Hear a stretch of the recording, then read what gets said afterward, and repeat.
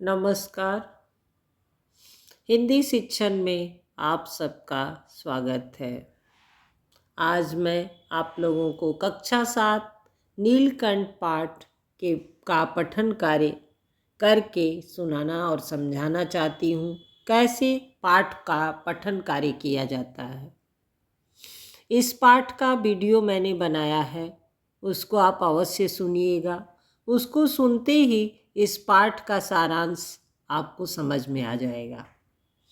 और पाठ कैसे पढ़ा जाता है, पाठ से संबंधित प्रश्नों के उत्तर क्या होते हैं, इसको मैं इस वीडियो में आपको समझाना चाहती हूँ। सुनिएगा। हिंदी ही एक ऐसी भाषा है जिसको जैसे बोला जाता है वैसे ही लिखा भी जाता है। तो इस पाठ को कैसे पढ़ना है मैं स्टार्ट करती हूँ। उस दिन एक अतिथि को स्टेशन पहुंचाकर मैं लौट रही थी कि चिड़ियों और खरगोशों की दुकान का ध्यान आ गया और मैंने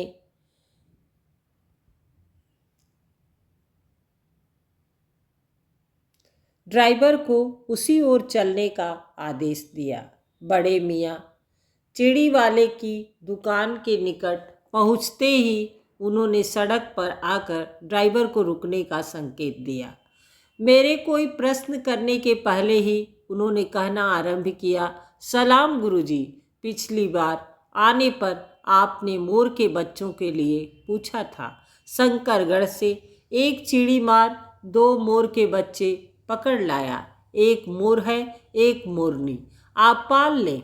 मोर के पंजों से दवा बनती है, सो ऐसे ही लोग खरीदने आए थे।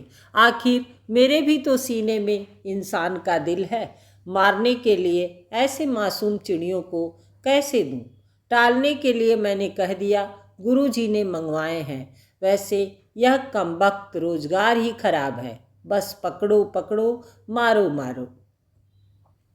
बड़े मियाँ के भाषण की तूफान मेल के लिए कोई निश्चित स्टेशन नहीं है। सुनने वाला थक कर जहाँ रोक दे वहीं स्टेशन मान लिया जाता है। इस तथ्य से परिचित होने के कारण ही मैंने बीच में उन्हें रोक कर पूछा, मोर के बच्चे हैं? कहा। बड़े मियाँ के हाथ के संकेत का अनुसरण करते हुए मेरी दृष्टि एक तार के छोटे से पंजे पिंजड़े तक पहुंची, जिसमें तीतरों के समान 2 बच्चे बैठे थे। पिंजड़ा इतना संकीर्ण था कि वे पक्षी शावक जाली के गोल फ्रेम में किसी जड़े चित्र जैसे लग रहे थे। मेरे निरीक्षण के साथ साथ बड़े मियाँ की भाषण मेल चली जा रही थी।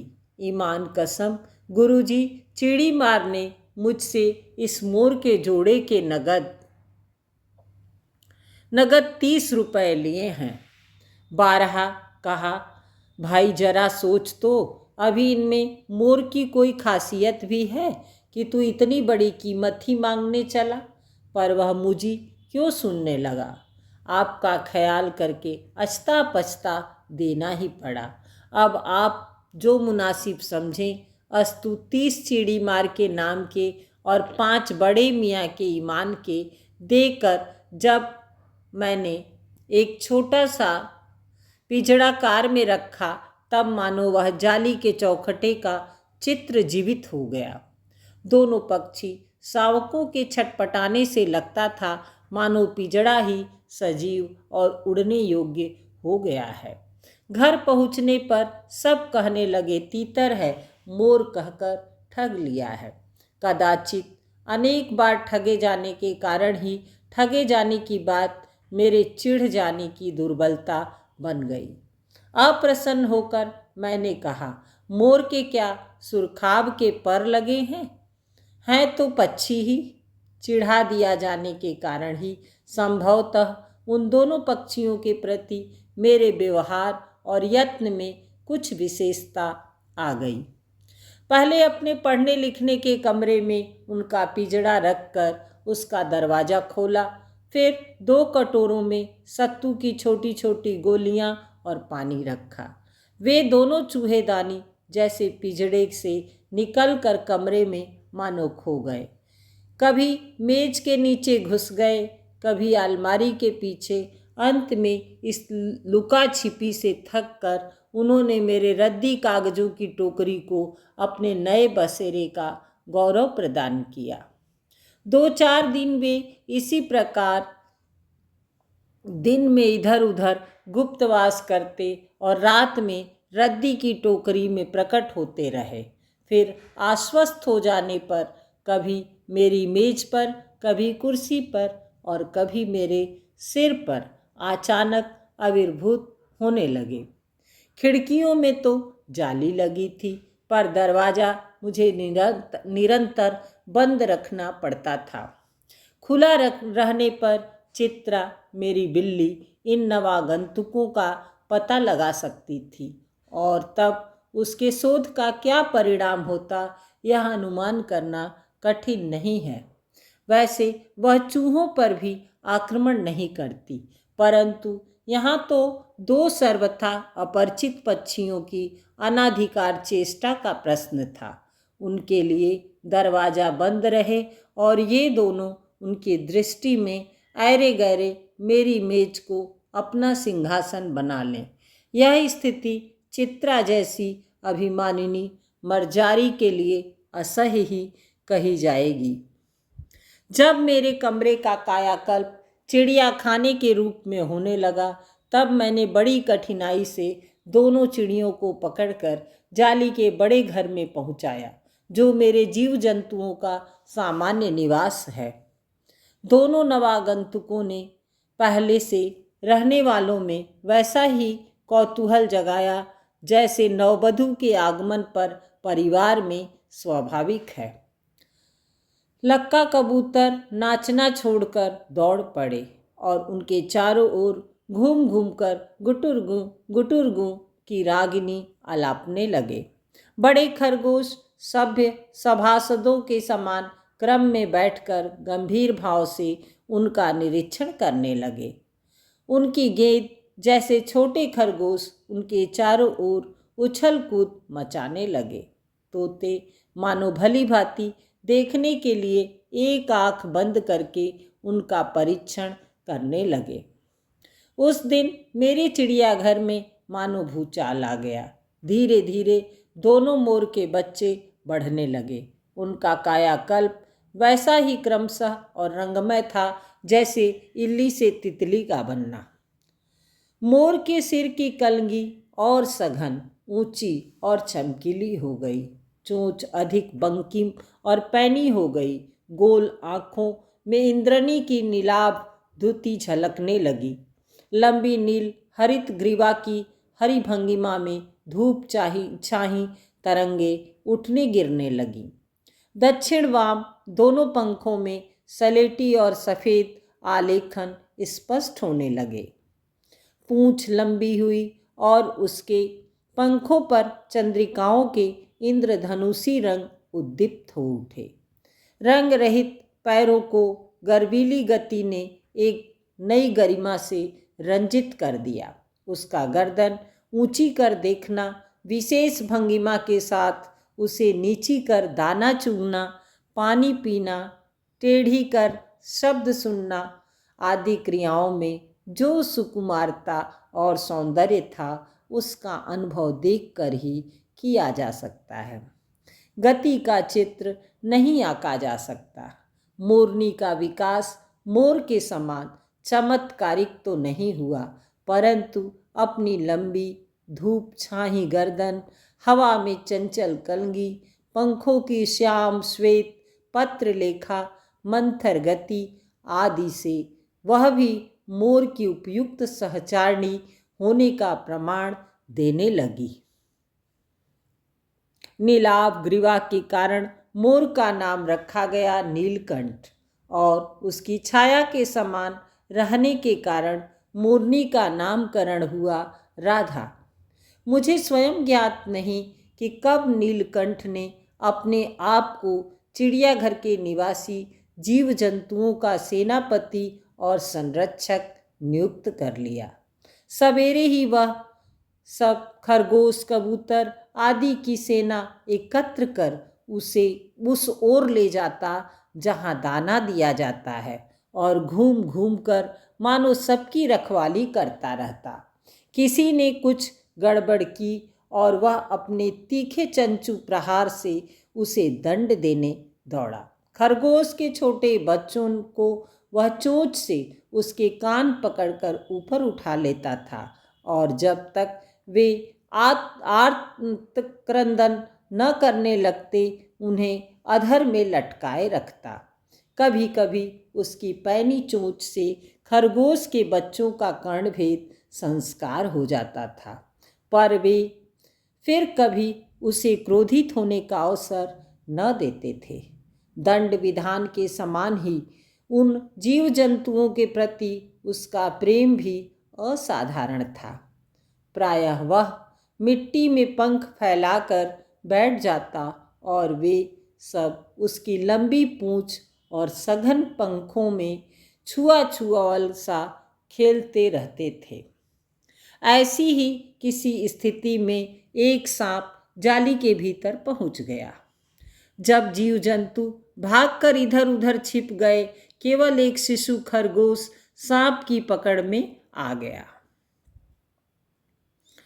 निगलने के प्रयास में सांप ने उसका आधा पिछला शरीर तो मुंह में दबा रखा था, शेष आधा जो बाहर था उससे ची ची का स्वर भी इतना तीव्र नहीं निकल सकता था कि किसी को स्पष्ट सुनाई दे सके।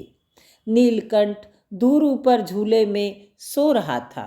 उसी के चौकन्ने कानों ने उस मंद स्वर की व्यथा पहचानी और वह पूंछ पंख समेटकर सर से एक झपटे में नीचे आ गया। संभवतः अपनी सहज चेतना से ही उसने समझ लिया होगा कि सांप के फन पर चोंच मारने से खरगोश भी घायल हो सकता है। उसने सांप को फन के पास पंजों से दबाया और फिर चोंच से इतने प्रहार किए कि वह अधमरा हो गया। पकड़ ढीली पड़ते ही खरगोश का बच्चा मुख से निकल तो आया, परंतु निश्चेष्ट सा वहीं पड़ा रहा। राधा ने सहायता देने की आवश्यकता नहीं समझी, परंतु अपनी मंद केका से किसी असामान्य घटना की सूचना सब ओर प्रसारित कर दी। माली पहुंचा, फिर हम सब पहुँचे। नीलकंठ जब सांप के 2 खंड कर चुका तब उस शिशु खरगोश के पास गया और रात भर उसे पंखों के नीचे रखे उष्णता देता रहा। उष्णता यानी गर्मी। कार्तिकेय ने अपनी युद्ध वाहन के लिए मयूर को क्यों चुना होगा, यह उस पक्षी का रूप और स्वभाव देखकर समझ में आ जाता है। मयूर कला प्रिय वीर पक्षी है, हिंसक मात्र नहीं। इसी से उसे बाज, चील आदि की श्रेणी में नहीं रखा जा सकता, जिनका जीवन ही क्रूर कर्म है। नीलकंठ में उसकी जातिगत विशेषताएं तो थी ही, उनका मानवीकरण भी हो गया था। मेघों की सावली छाया में अपने इंद्रधनुष के गुच्छे जैसे पंखों को मंडलाकार बनाकर जब वह नाचता था, तब उस नृत्य में एक सहजात लय ताल रहता था। आगे पीछे दाहिने बाएं क्रम में घूमकर वह किसी अलक्ष्य सम पर ठहर ठहर जाता था। राधा नीलकंठ के समान नहीं नाच सकती थी, परंतु उसकी गति में भी एक छंद रहता था। वह नृत्य मग्न नीलकंठ की दाहिनी ओर के पंख को छूती हुई बाईं ओर निकल आती थी और बाएं पंख को स्पर्श कर दाहिनी ओर। इस प्रकार उसकी परिक्रमा में भी पूरक ताल परिचय मिलता था। नीलकंठ ने कैसे समझ लिया कि उसका नृत्य मुझे बहुत भाता है, यह तो नहीं बताया जा सकता, परंतु अचानक एक दिन वह मेरे जाली घर के पास पहुँचते ही अपने झूले से उतरकर नीचे आ गया और पंखों का सतरंगी मंडलाकार छाता तानकर नृत्य की भंगिमा में खड़ा हो गया। तब से यह नृत्य भंगिमा नृत्य का क्रम बन गई। प्रायः मेरे साथ कोई न कोई देशी विदेशी अतिथि भी पहुंच जाता था और नीलकंठ की मुद्रा को अपने प्रति सम्मानपूर्वक समझकर विस्मयाभूत हो उठता था। कई विदेशी महिलाओं ने उसे परफेक्ट जेंटिलमैन की उपाधि दे डाली। इस नुकीली पैनी चोंच से वह भयंकर विषधर को खंड खंड कर सकता था। उसी से मेरी हथेली पर रखे हुए भुने चने ऐसी कोमलता से होले होले उठाकर खाता था कि हंसी भी आती थी और विस्मय भी होता था। फलों के वृक्षों से अधिक उसे पुष्पित और पल्लवित वृक्ष भाते थे।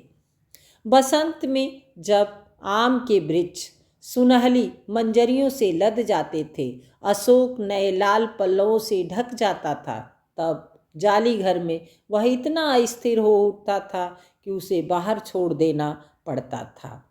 नीलकंठ और राधा की सबसे प्रिय ऋतु तो वर्षा ही थी।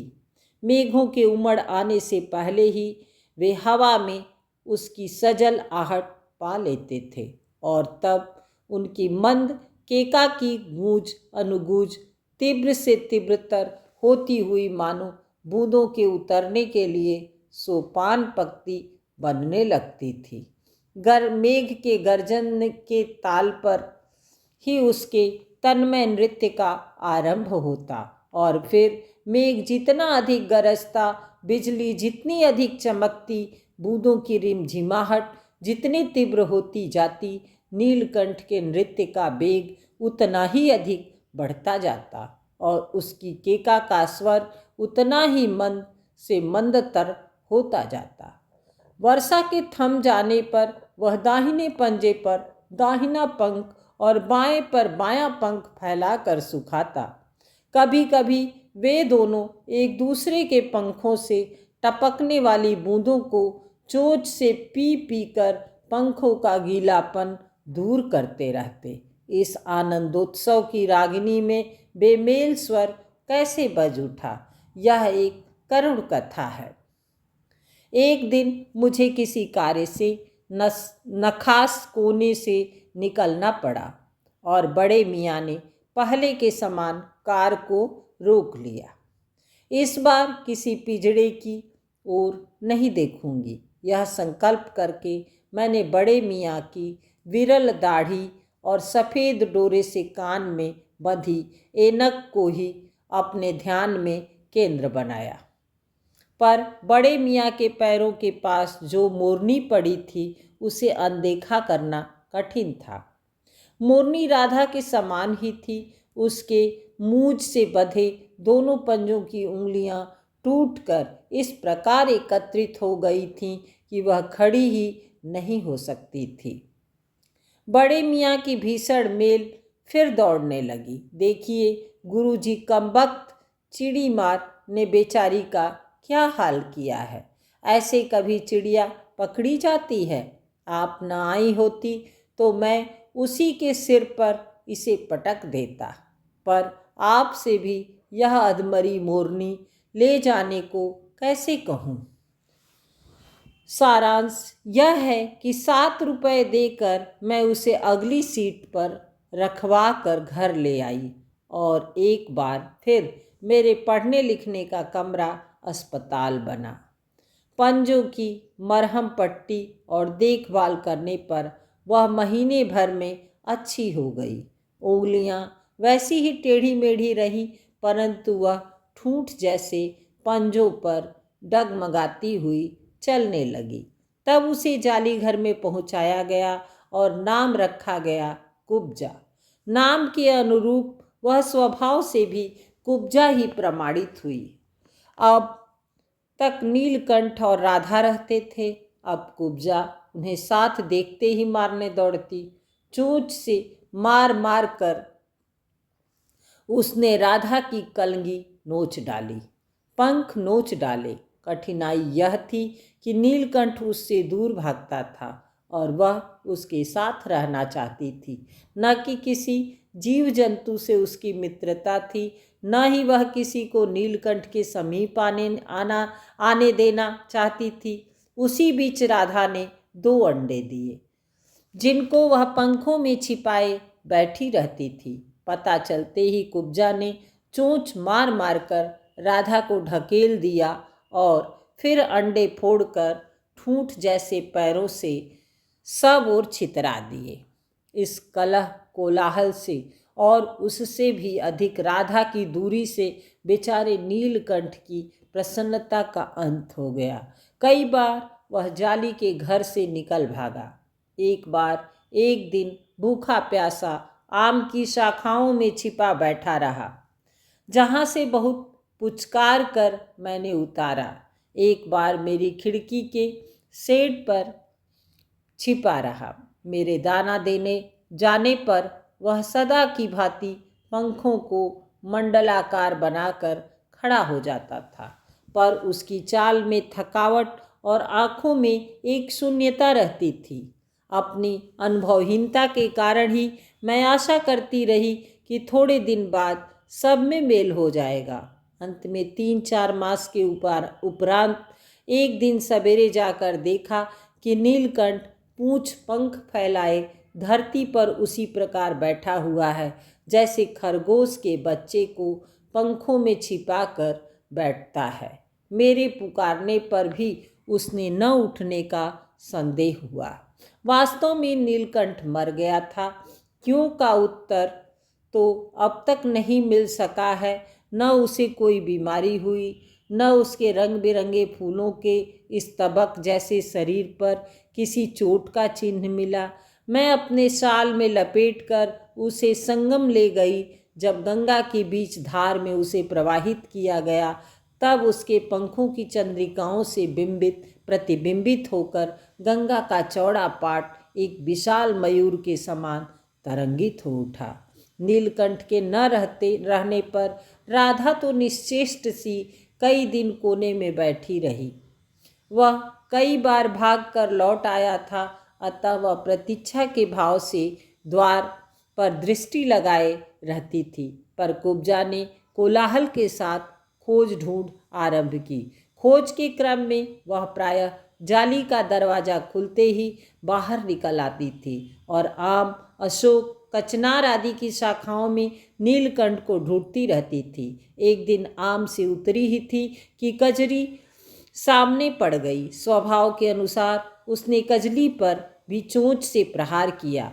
परिणामतः कजरी के 2 दांत उसकी गर्दन पर लग गए। इस बार उसका कलह, कोलाहल और द्वेष भरा जीवन बचाया न जा सका, परंतु इन 3 पक्षियों ने मुझे पक्षी प्रकृति की विभिन्नता का जो परिचय दिया वह मेरे लिए विशेष महत्व रखता है। राधा प्रतीक्षा में ही दुकेली है। आषाढ़ में जब आकाश मेघाच्छन्न हो जाता है, तब वह कभी ऊंचे झूले पर और कभी अशोक की डाल पर अपनी केका को तीव्रतर करके नीलकंठ को बुलाती रहती है।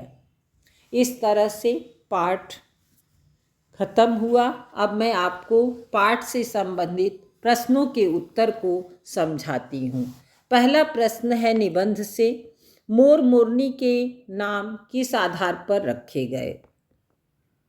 मोर की गर्दन नीली और चमकदार थी, इसलिए उसका नाम नीलकंठ और छाया के समान साथ में रहने के कारण मोरनी का नाम राधा रखा गया। दूसरा प्रश्न है, जाली के बड़े घर में पहुंचने पर मोर के बच्चों का किस प्रकार स्वागत हुआ? इसका उत्तर होगा, जाली के बड़े घर में पहुंचने पर चिड़ियाघर में हलचल मच गई। कबूतर उनके चारों ओर घूमकर गुटुरगू करने लगा, खरगोश उनका निरीक्षण करने लगा और तोता एक आंख बंद करके परीक्षण में लीन हो गया। तीसरा प्रश्न है, लेखिका को नीलकंठ की कौन सी चेष्टाएं बहुत अच्छी लगती थीं? इसका आप उत्तर लिख सकते हैं। लेखिका को नीलकंठ की निम्नलिखित चेष्टाएं बहुत अच्छी लगती थी। पहला था पंखों का सतरंगी मंडलाकार छाता बनाकर नृत्य की दशा में खड़े हो जाना, दूसरा था हथेली पर रखे हुए भुने चने को कोमलता से धीरे धीरे उठाकर खाना, और तीसरा था मेघ की गर्जन को सुनकर नृत्य करना और वर्षा की बूंदों की रिमझिमाहट तेज होते ही नृत्य की गति में तीव्रता आ जाना। चौथा क्वेश्चन है, इस आनंदोत्सव की रागिनी में बेमेल स्वर कैसे बज उठा? वाक्य किस घटना की ओर संकेत करता है? इसका आप उत्तर लिख सकते हैं। इस आनंदोत्सव की रागिनी में बेमेल स्वर बज उठा वाक्य उस घटना की ओर संकेत कर रहा है या करता है कि जब लेखिका टूटे पंजों वाली एक और मोरनी लाई और उसका इलाज चिड़ियाखाने में और जानवरों के साथ रख दी, तो उस समय राधा और नीलकंठ का साथ न देखा गया और उसने दोनों के जीवन को कोलाहलपूर्ण बना दिया, जिसका अंत नीलकंठ के मरने के साथ हुआ। उसके बाद आपका है 5वां प्रश्न, बसंत ऋतु में नीलकंठ के लिए जाली घर में रहना, नहीं ये मैंने बता दिया, सॉरी।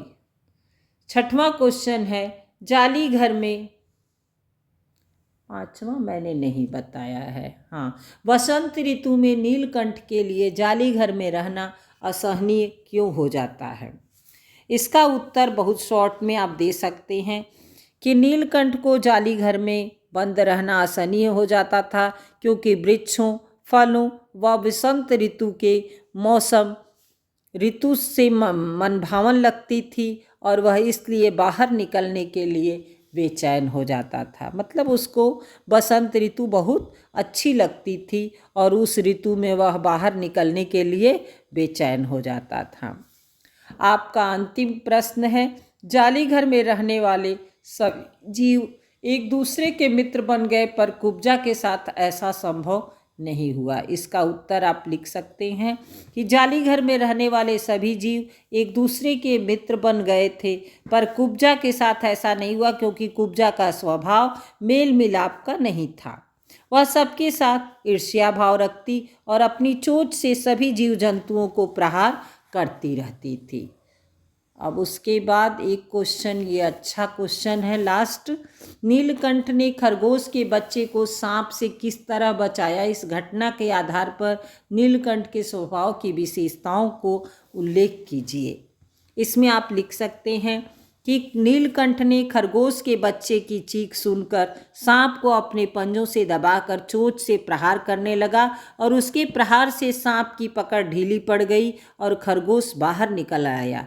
इस घटना के आधार पर नीलकंठ के स्वभाव की निम्नलिखित विशेषताएं हैं। पहला, नीलकंठ परोपकारी था, इसलिए वह दूसरों का दुख सहन नहीं कर सकता था। दूसरा, नीलकंठ साहसी था, इसलिए वह खरगोश के बच्चे को बचाने में साहस का परिचय दिया। तीसरा, नीलकंठ दयालु स्वभाव का था क्योंकि वह रात भर खरगोश के बच्चे को अपने पंखों के नीचे रखकर गर्मी प्रदान किया था। धन्यवाद। फिर मिलते हैं अगले पार्ट के अगले वीडियो के साथ। अच्छा लगेगा तो लाइक शेयर अवश्य कीजिएगा।